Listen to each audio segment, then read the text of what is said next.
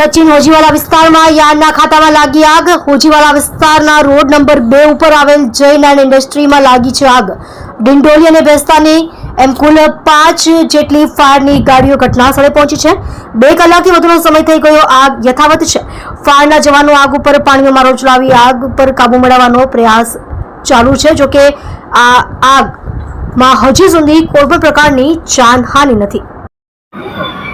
Sachin police વિસ્તારમાં Hojiwala industry area છે, તેમાં જાગૃતિ પ્લાય કરીને કંપની આવેલા હતા। એના પ્લાયના બિઝનેસ છે, ત્યાં આગ લાગેલા છે અને 2 કલાક જેવા સમય થયેલ છે।